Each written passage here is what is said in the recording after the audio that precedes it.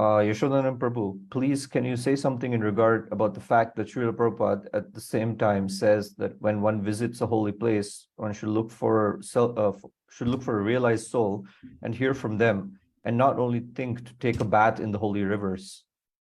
But then in the Srimad Bhagavatam, we find explanation about how rare it is to find such pure devotees.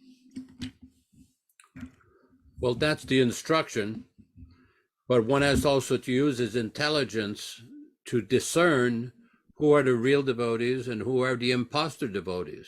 Prabhupada's expectation was that all of his disciples and followers would correctly represent him.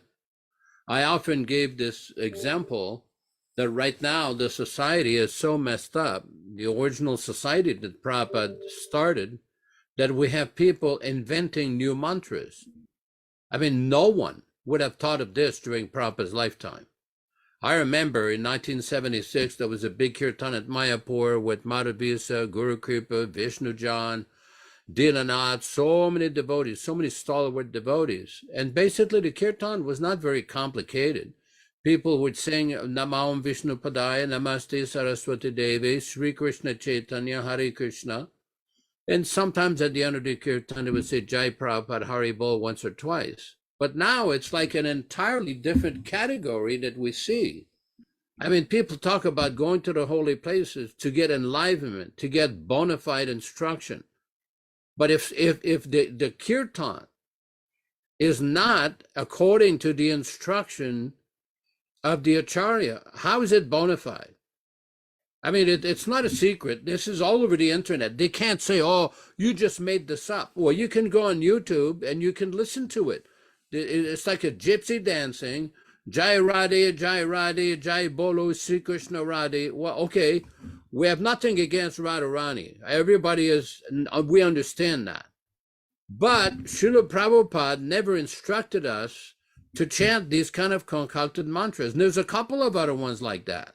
Why invent this? Why manufacture these new mantras? What to speak of all the book changes and all the Gopi Baba clubs and everything.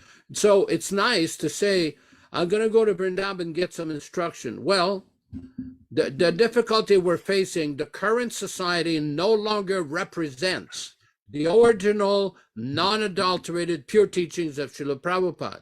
And I know some people are going to be upset with that. Who are you to say that? Well, we're giving you examples. You've changed the books. You've changed the method of kirtan. You've invented so many things with deity worship and offering boga. So why do that? Prabhupada did not want every change every 6 months. That is not what Prabhupada was teaching. He wanted the GBC to prevent this exact situation we're facing. What to speak of the other things that are going on with alleged criminal activities and alleged child molestation and child abuse and embezzlement of vast sums of money. There's a lot of problems right now, a lot of problems. And because we have a group of people who think that they can say anything, do anything, no one can do anything about it.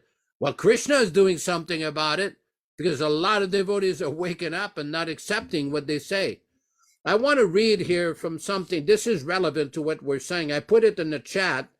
Prabhupada says, it is sometimes misunderstood that if one has to associate with persons engaged in devotional service, he will not be able to solve the economic problems. To answer this argument, it is described here that to associate with liberated persons, one has to associate with liberated persons not directly or physically, but by understanding through philosophy and logic the problems of life. It is stated here, darshanaya buddhya, one has to see perfectly and with intelligence and yogic practice.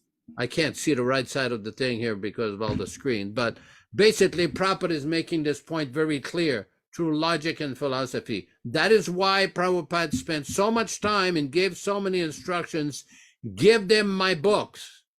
And now the movement, the biggest crisis in the movement, along with all the other things we've discussed, is this changing of the books. You're directly disregarding, offending, and minimizing the acharya. You have no right to change Prabhupada's words. Prabhupada personally told me on the 22nd of June, 1977, after the rascal editor's conversation in Vrindavan in his room, when everybody dispersed, and somewhere or other I ended up in front of him, and Prabhupada took his paperweight and slammed it on the desk, and I was very startled. And Prabhupada pointed his finger and said, you there, you go tell these GBCs if they change one word of what I've written. Can I call you back in 10 minutes? It will spoil everything I've done. So this is a problem we're facing. How many words have been changed in Prabhupada's Bhagavad Gita? How many words have been changed in the Bhagavad? There's a devotee in India, in South India, who analyzed that they've made more than 21,000 changes in the first 4 cantos of the Bhagavatam. Who authorized all that? And many of these changes were being made during Prabhupada's manifested presence.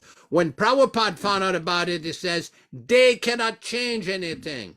The next printing again should be the original way. In other words, the first edition. But some people don't like this. They say, oh no, Prabhupada said you can edit this, you can edit that, you can do this, you can do that. But then you are changing the meaning.